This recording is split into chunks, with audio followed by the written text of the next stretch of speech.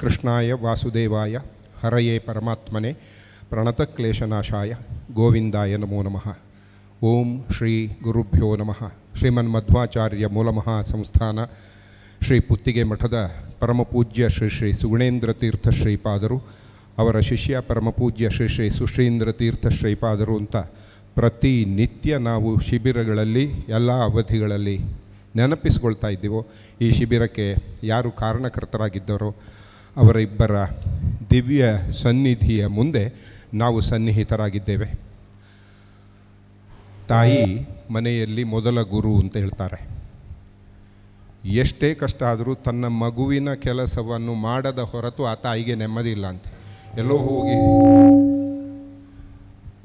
ಎಲ್ಲೋ ಹೋಗಿ ಕೆಲಸ ಮಾಡಿ ಸುಸ್ತಾಗಿದೆ ಅನ್ನುವ ಕಾರಣಕ್ಕೆ ಮಗುವಿನ ಆರೈಕೆಯಲ್ಲಿ, ಮಗುವಿನ ತುರ್ತಿನ ಕೆಲಸದಲ್ಲಿ ತಾಯಿ ಯಾವತ್ತೂ ಹಿಂದೆ ಬಿದ್ದದ್ದಿಲ್ಲ ಅಂತೆ. ಇದು ತಾಯಂದಿರಾದ ನೀವು ಹೇಳಬೇಕು ನಿಜ ಅಂತ. ಆದರೆ ನನಗನ್ನಿಸುವುದು ತಾಯಿ ಗುರು ಹೌದು. ಶ್ರೀಪಾದರು ನಿನ್ನೆ 5 ಗಂಟೆಗೆ ಅಲ್ಲಿಂದ ಹೊರಟರು ತುರ್ತು ಕಾರ್ಯದ ನಿಮಿತ್ತ. ಆ ಸಂದರ್ಭದಲ್ಲಿ ಪೂಜ್ಯ ಗುರುಗಳನ್ನು ವಿನಂತಿಸಿದ್ದಾಗಿತ್ತು, ಒಂದು ಸಲ ಶಿಬಿರಕ್ಕೆ ಭೇಟಿ ಕೊಟ್ಟು ಹೋಗಿ ಕೊನೆಯ ದಿವಸ ಸಮಾರೋಪ ನಿಮ್ಮ ಆಶೀರ್ವಚನದ ಮಾತುಗಳನ್ನು ಹೇಳಿ ಹೋಗಿ ಅಂತ. ಕಾರ್ಯದ ಒತ್ತಡದಿಂದ ಬರಲಿಕ್ಕಾಗಲಿಲ್ಲ. ಇವತ್ತು ನೋಡಿದರೆ ನನಗನ್ನಿಸ್ತದೆ ಅದು ಬೇಕಾಗಿಯೇ ನಿನ್ನೆ ಬರಲಿಲ್ಲ ಅಂತ. ಯಾಕೆ ಅಂದರೆ ನಿನ್ನೆ ಬಂದರೆ ಇವತ್ತು ನೀವು ಇಲ್ಲಿಗೆ ಬರುವುದಿಲ್ಲ ಅಂತ. ನಿಮ್ಮನ್ನು ಇಲ್ಲಿಗೆ ಕರೆಸಬೇಕು, ಶಿಬಿರದಲ್ಲಿ ಭಾಗವಹಿಸಿದ ಎಲ್ಲರಿಗೂ ಪ್ರಮಾಣಪತ್ರ ವಿತರಿಸಬೇಕು. ಅತ್ಯಂತ ಅಪೂರ್ವವಾದ ನರಸಿಂಹ ಜಯಂತಿಯ ಈ ಪರ್ವ ದಿನದಂದು ಅತ್ಯಂತ ಪವಿತ್ರ ಸಾನ್ನಿಧ್ಯವಿರುವಂತಹ ಈ ಕ್ಷೇತ್ರದಲ್ಲಿ ವಸಂತ ಪೂಜೆಯನ್ನು ನೀವು ನೋಡಬೇಕು ಅಂತ ವಾಹನದ ವ್ಯವಸ್ಥೆಯನ್ನು ಮಾಡಿ ನಿಮ್ಮನ್ನು ಇಲ್ಲಿವರೆಗೆ ಕರೆಸಿದ ಈ ತಾಯಿಗೆ ಯಾವ ರೀತಿಯಲ್ಲಿ ಕೃತಜ್ಞತೆ ಹೇಳೋಣ. ನಾವೆಲ್ಲರೂ ನತಮಸ್ತಕರಾಗಿ ಪೂಜ್ಯ ಶ್ರೀಪಾದದ್ವಯರಿಗೆ ಪ್ರಣಾಮಗಳನ್ನು ಸಮರ್ಪಿಸಿಕೊಂಡು ಶಿಬಿರವನ್ನು ಆರಂಭ ಮಾಡೋಣ. ಪೂಜ್ಯ ಶ್ರೀಪಾದರು ನಮ್ಮನ್ನು ಆಶೀರ್ವಚಿಸ್ತಾರೆ, ಅನುಗ್ರಹದ ನುಡಿಗಳನ್ನು ಹೇಳ್ತಾರೆ, ಪ್ರಮಾಣಪತ್ರಗಳನ್ನು ವಿತರಿಸ್ತಾರೆ. ಆ ಬಳಿಕ ಇದೀಗ ಶಿಬಿರ ಗೀತೆ.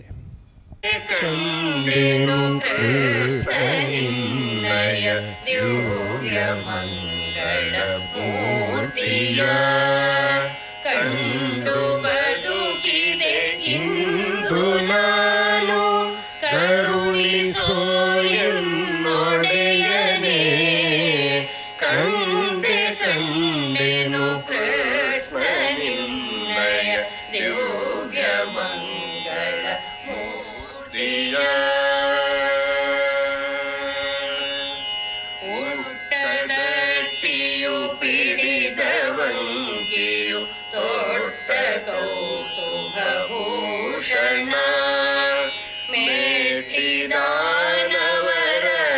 ಮೆಟ್ಟಿದಾನವರತ್ನಧಾರಿಗೆ ಇಟ್ಟ ಕಸ್ತೂರಿ ತಿಲಕವು, ಮಂದಹಾಸವು ದಂತ ಪಂಕ್ತಿಯು ಚೆಲುವ ಕಡೆಗಣ್ಣ ನೋಟವು, ಅಂದವಾದ ಕುರುಳು ಕೂದಲು ಮುದ್ದು ಸುರಿ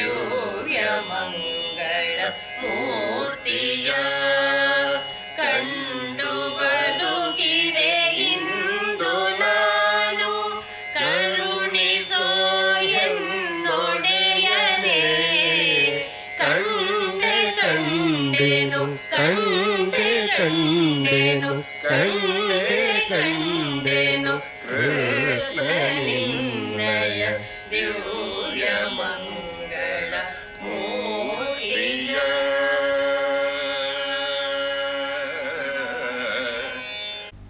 ಪ್ರಣತಕ್ಲೇಶನಾಶಾಯ ಗೋವಿಂದಾಯ ನಮೋ ನಮಃ.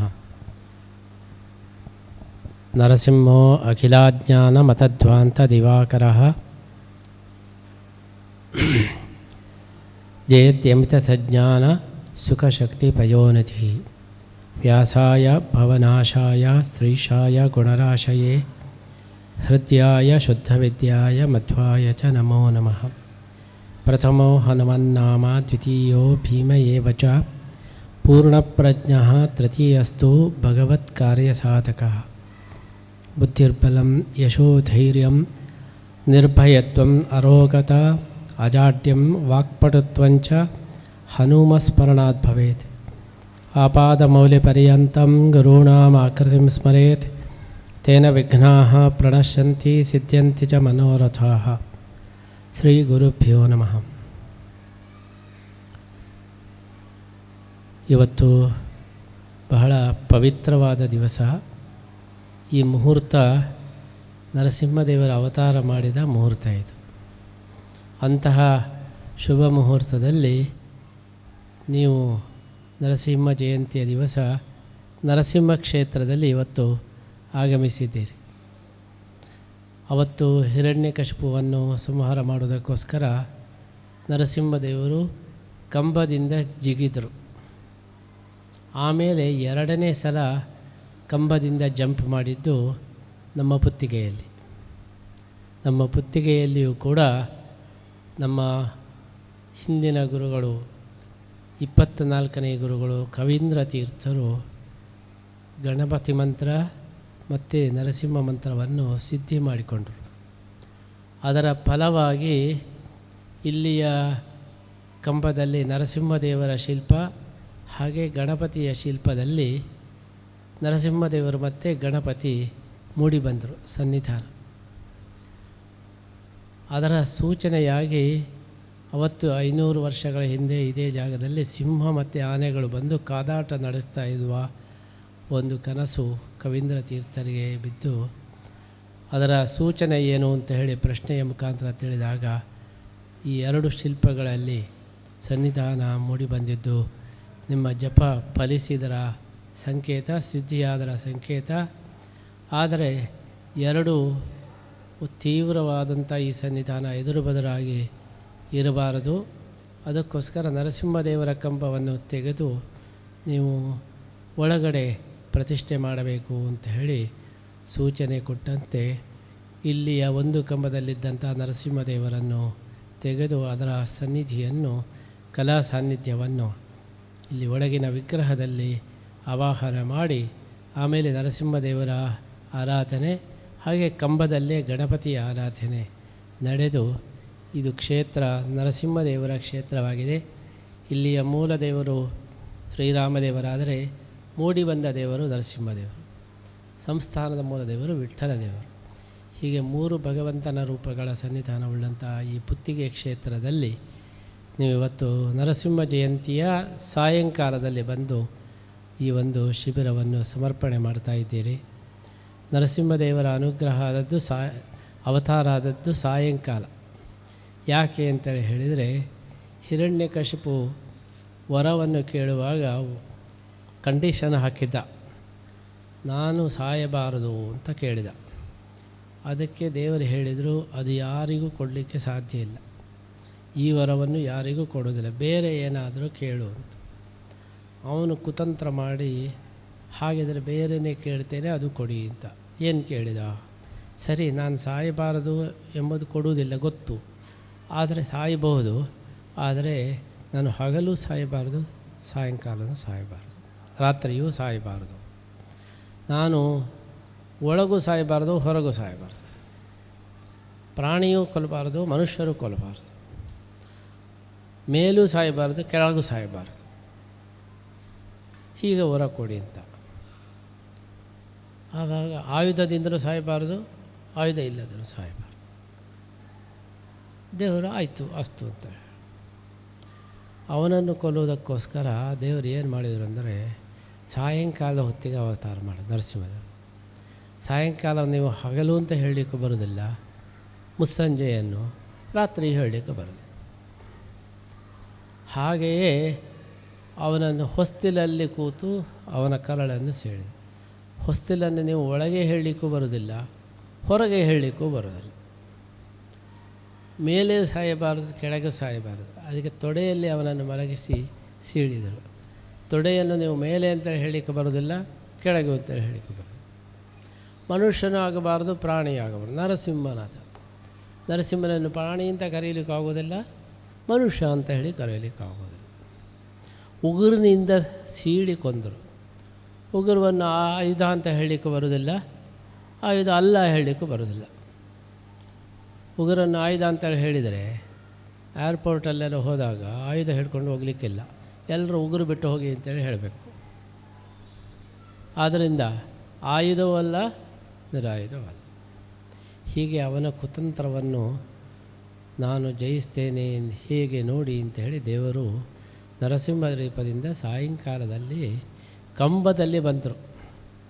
ತಂದೆಯೂ ಅಲ್ಲ, ತಾಯಿಯೂ ಅಲ್ಲ. ಕಂಬವನ್ನು ತಾಯಿ ಹೇಳಲಿಕ್ಕೆ ಬರ್ತದೆ, ತಂದೆ ಬರ್ತದೆ.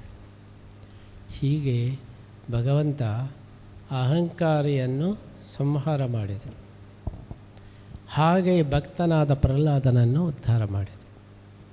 ಇದರ ಸಂದೇಶ ಏನು ಹೇಳಿದರೆ, ನಾವು ಅಹಂಕಾರವನ್ನು ಬೆಳೆಸಿದರೆ ದೇವರು ಬಂದು ನಮ್ಮನ್ನು ಸಂಹಾರ ಮಾಡ್ತಾರೆ. ಪ್ರಹ್ಲಾದನಾಗೆ ಭಕ್ತಿಯನ್ನು ಬೆಳೆಸಿದರೆ ನರಸಿಂಹ ಬಂದು ನಮ್ಮನ್ನು ರಕ್ಷಣೆ ಮಾಡ್ತಾರೆ. ಅದು ಇಡೀ ಶಾಸ್ತ್ರದ ಸಂದೇಶ. ಗೀತೆಯ ಸಂದೇಶವೂ ಅದೇ. ಪರಿತ್ರಾಣಾಯ ಸಾಧೂನಾಂ ವಿನಾಶಾಯ ದುಷ್ಕೃತ. ನಾವು ದುಷ್ಟರಾದರೆ ನಾಶ ಮಾಡ್ತಾನೆ, ಸಜ್ಜನರಾದರೆ ರಕ್ಷಣೆ ಮಾಡ್ತಾನೆ. ಇದೇ ಸಂದೇಶ ನರಸಿಂಹದೇವರ ಸಂದೇಶ. ಅಂತಹ ಒಂದು ಸಂದೇಶವನ್ನು ಜಗತ್ತಿಗೆ ನೀಡುವುದಕ್ಕೋಸ್ಕರ ಆ ಅಹಂಕಾರಿಯಾದ ಹಿರಣ್ಯಕಶಿಪುವನ್ನು ಸಾಯಂಕಾಲ ಕೊಲ್ತಾರೆ. ಅವನು ಎಷ್ಟು ಅಹಂಕಾರಿ ಅಂದರೆ ಕ್ವಾಸ್ತಿ ಮದನ್ಯೋ ಜಗದೀಶ್ವರ ಅಂತ ಘೋಷಣೆ ಮಾಡಿದ. ದೇವರು ಎಲ್ಲಿದ್ದಾನೆ, ದೇವರು ಇದ್ದರೆ ಅದು ನಾನೇ ಅಂತೇಳಿ ಹೇಳಿದ. ನಾನೇ ದೇವರು. ಅವನನ್ನು ಸೀಳಿಬಿಟ್ರು. ಯಾರಾದರೂ ನಮ್ಮ ಮನೆಗೆ ಬಂದು ನಾನೇ ಈ ಮನೆಯ ಒಡೆಯ ಅಂತೇಳಿ ಹೇಳಿದರೆ ನಾವೇನು ಮಾಡ್ತೀವಿ, ಎಷ್ಟು ಸಾಧ್ಯವೋ ಅಷ್ಟು ಹೊಡೆದು ಕಳಿಸ್ತೇವೆ. ಹಾಗೆ ದೇವರಿಗೆ ಕೋಪ ಬಂತು. ನಾನೇ ಈ ಜಗತ್ತಿನ ಒಡೆಯ ಅಂತೇಳಿ ಹೇಳಿದರೆ ನಿಜವಾದ ಒಡೆಯನಿಗೆ ಎಷ್ಟು ಕೋಪ ಬರಲಿಕ್ಕಿಲ್ಲ. ಅವನು ಸೀಳಿಬಿಟ್ರು.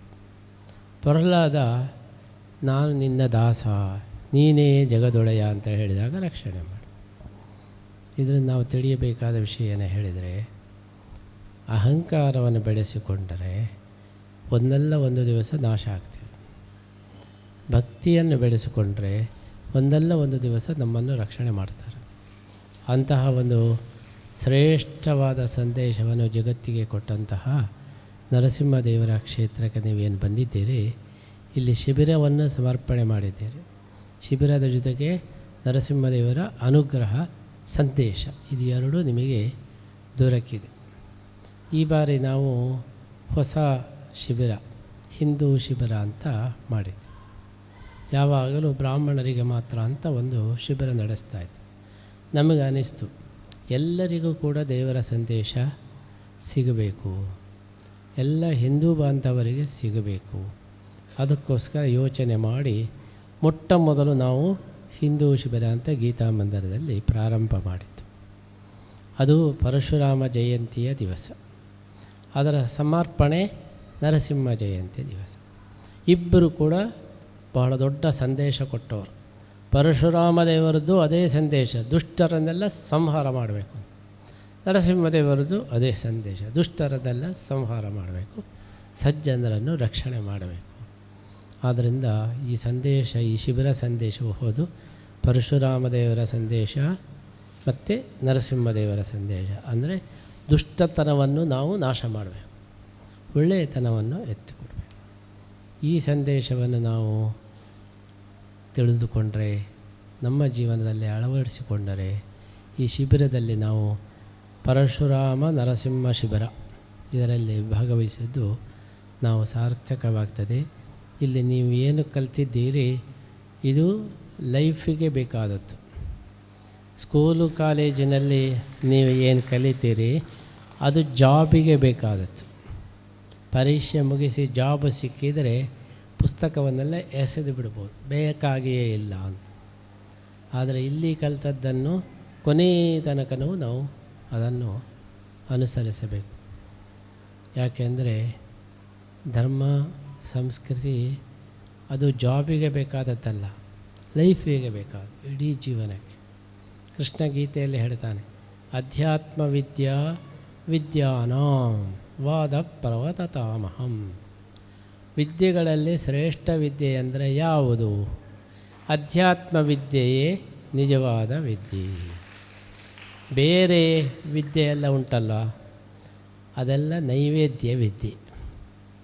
ಊಟಕ್ಕೋಸ್ಕರ ಲೈವ್ಲಿಹುಡ್ಡು, ಜಾಬು ಬೇಕು, ಉದ್ಯೋಗ ಬೇಕು, ಸಂಪಾದನೆ ಬೇಕು, ಬದುಕಬೇಕು, ಅದಕ್ಕೊಂದು ವಿದ್ಯೆ. ಇದು ಜಾಬಿಗೋಸ್ಕರ ಅಲ್ಲ. ಶಿಬಿರಕ್ಕೆ ಹೋಗಿದ್ದೀರಿ ನಿಮಗೆಲ್ಲ ಜಾಬ್ ಕೊಡ್ತೇನೆ ಅಂತ ಹೇಳಿ ಅದಕ್ಕೋಸ್ಕರ ಅಲ್ಲ. ಮತ್ತು ನಾವು ಇಡೀ ಜೀವನದಲ್ಲಿ ಸಾರ್ಥಕಪಡಿಸುವುದು ಹೇಗೆ ಎಂಬುದಾಗಿ ಇಡೀ ಜೀವನಕ್ಕೆ ಸಂಬಂಧಪಟ್ಟಂಥ ಶಿಬಿರ. ಇಲ್ಲಿ ನೀವು ಕಲಿತದ್ದನ್ನು ಮರೆಯಲಿಕ್ಕಿಲ್ಲ. ಮತ್ತು ಕೊನೆಯ ತನಕನೂ ಕೂಡ ಅದನ್ನು ನಾವು ಅನುಸರಿಸಬೇಕು. ನಮ್ಮ ಮಕ್ಕಳಿಗೂ ಅದನ್ನು ಹೇಳಿಕೊಡಬೇಕು. ನಮ್ಮ ಧರ್ಮವನ್ನು ನಾವು ರಕ್ಷಣೆ ಮಾಡಬೇಕು, ನಮ್ಮ ಸಂಸ್ಕೃತಿಯನ್ನು ರಕ್ಷಣೆ ಮಾಡಬೇಕು. ಆ ಮೂಲಕ ನಮ್ಮ ಜೀವನವನ್ನು ಸಾರ್ಥಕಪಡಿಸಬೇಕು ಅಂತ ಹೇಳಿ ಈ ಶಿಬಿರದ ಮುಖ್ಯ ಆಶಯವಾಗಿದೆ. ಅದಕ್ಕೆ ಅನುಗುಣವಾಗಿ ನೀವೆಲ್ಲರೂ ಕೂಡ ಬಂದು ಇದರಲ್ಲಿ ಭಾಗವಹಿಸಿದ್ದೀರಿ. ಬರುವ ವರ್ಷವೂ ಕೂಡ ಇದನ್ನು ಮುಂದುವರಿಸಬೇಕು ಅಂತ ಹೇಳಿದ್ದೇವೆ. ಹೊಸ ಬೇರೆ ಬೇರೆ ಲೆವೆಲಲ್ಲಿ 1ನೇ ಮೆಟ್ಟಲು, 2ನೇ ಮೆಟ್ಟಲು, ಹೀಗೆ ಬೇರೆ ಬೇರೆ ಸೋಪಾನಗಳನ್ನು ಇಟ್ಟುಕೊಂಡು ಈ ಶಿಬಿರವನ್ನು ನಡೆಸಬೇಕು ಅಂತ ನಾವು ಸಂಕಲ್ಪ ಮಾಡಿದ್ದೇವೆ. ಅದಕ್ಕೂ ನೀವು ಬರಬೇಕು. ನಿಮ್ಮ ಮಕ್ಕಳನ್ನು, ನಿಮ್ಮ ಪರಿಚಿತರನ್ನೆಲ್ಲ, ಬಂಧುಗಳನ್ನೆಲ್ಲ ಇದಕ್ಕೆ ಕರ್ಕೊಂಡು ಬರಬೇಕು. ಆ ಮೂಲಕ ಅವರ ಜೀವನವೂ ಕೂಡ ಸಾರ್ಥಕವಾಗುವ ಹಾಗೆ ನೀವು ಪ್ರಯತ್ನ ಮಾಡಿದರೆ ಅದರಿಂದ ವಿಶೇಷವಾದಂತಹ ಒಂದು ಫಲ ಅದು ನಿಮಗೂ ಕೂಡ ಸಿಗ್ತದೆ. ಆ ರೀತಿ ಆಗಲಿ ಅಂತ ಹೇಳಿ ಈ ಸಂದರ್ಭದಲ್ಲಿ ನಾವು ಹೇಳ್ತಾ, ನಮ್ಮ ಶಿಬಿರದಲ್ಲಿ ಭಾಗವಹಿಸಿದವರೆಲ್ಲ ಕೋಟಿ ಗೀತಾ ಲೇಖನ ಯಜ್ಞದಲ್ಲಿಯೂ ಭಾಗವಹಿಸಬೇಕು. ನಿಮಗೆ ಈಗಾಗಲೇ ಗೊತ್ತಿದೆ, 1 ಕೋಟಿ ಜನರಿಂದ ಭಗವದ್ಗೀತೆ ಬರೆಸ್ತಕ್ಕಂಥ ಒಂದು ಅಭಿಯಾನ. ನೀವೆಲ್ಲರೂ ಕೂಡ ಅದರಲ್ಲಿ ಭಾಗವಹಿಸಿ ಈ ಒಂದು ಶಿಬಿರದ ಆಶಯದಂತೆ ನೀವು ಬದುಕಿ ಶ್ರೀಕೃಷ್ಣನ, ನರಸಿಂಹದೇವರ, ಪ್ರಾಣದೇವರ ವಿಶೇಷ ಅನುಗ್ರಹವನ್ನು ನೀವು ಪಡೆಯುವಂತಾಗಲಿ ಅಂಥೇಳಿ ಈ ಸಂದರ್ಭದಲ್ಲಿ ನಾವು ಹಾರೈಸ್ತಾ ಇದ್ದೇವೆ.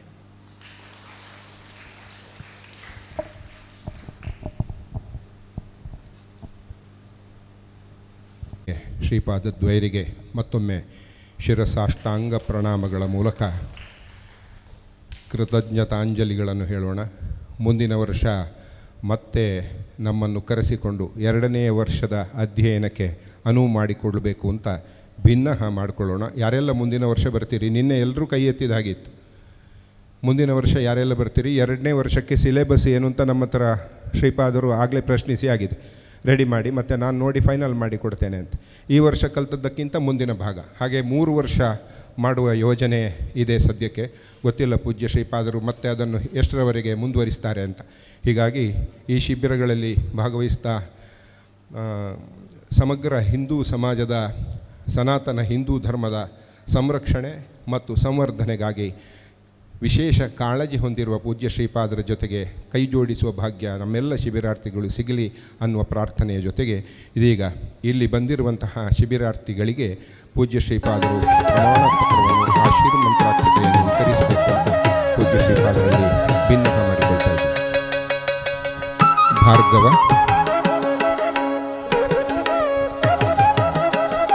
ಯೋಗಿತಾ,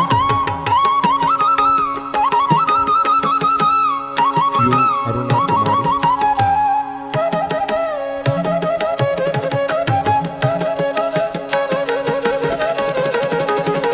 ಗಿರಿಜಾ ಉಪಾಧ್ಯಾಯ,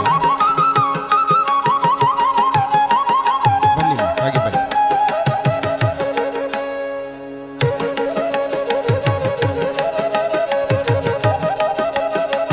ಪ್ರೇಮ,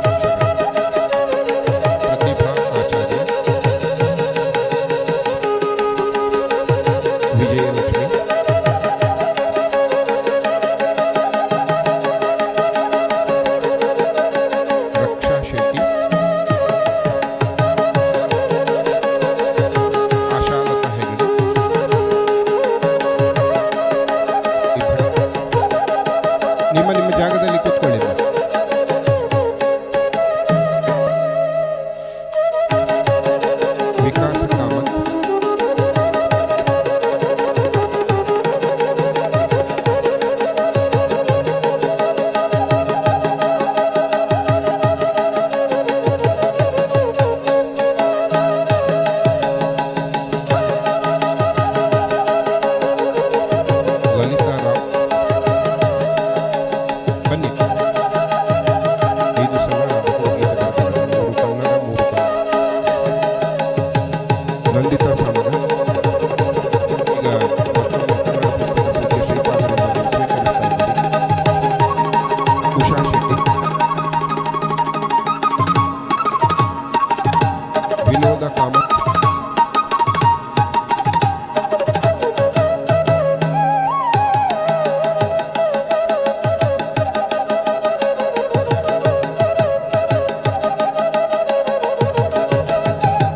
ಪ್ರಜ್ವಲ್,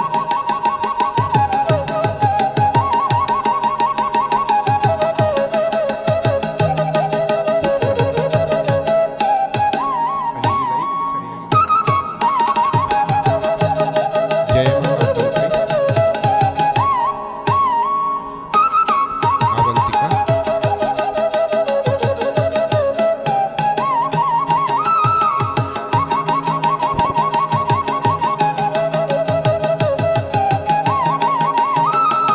ಹಾಗೆ ಮುಂದೆ ಹೋಗಿ ಅಥರ್ವ, ಕುಸುಮಾವತಿ, ಸುಮಾವತಿ, ಅಲ್ಲಿ ಬನ್ನಿಮ್ಮ, ಈ ಕಡೆ ಬನ್ನಿ. ಸರಸ್ವತಿ ಶೆಟ್ಟಿ,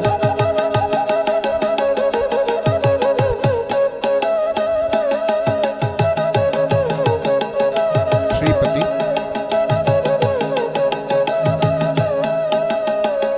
ಪ್ರೀಶಾ,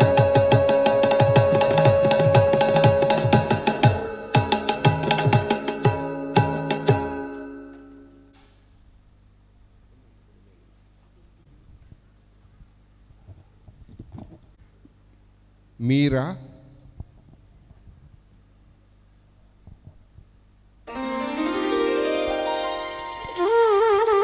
ಇಬ್ಬರು ಗಂಡಸರು ಪೂರ್ಣಾವಧಿ ಭಾಗವಹಿಸಿದರು ಗುರುಗಳ ಶಿಬಿರದಲ್ಲಿ.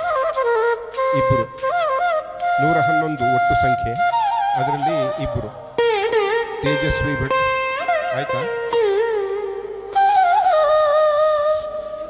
ಪ್ರಮೀಳಾ,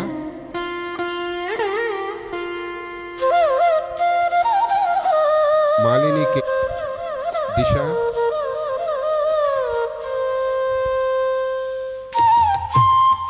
ಆಶಾ ಲತಾ.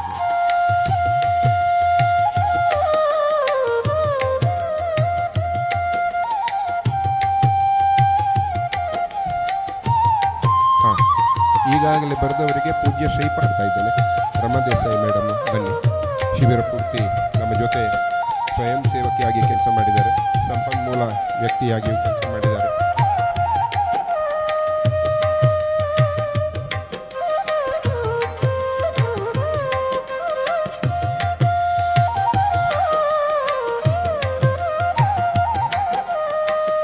ಸುಮಾರು 15ಕ್ಕಿಂತ ಹೆಚ್ಚು ಜನ ಸಂಪನ್ಮೂಲ ವ್ಯಕ್ತಿಗಳಾಗಿದ್ದಾರೆ.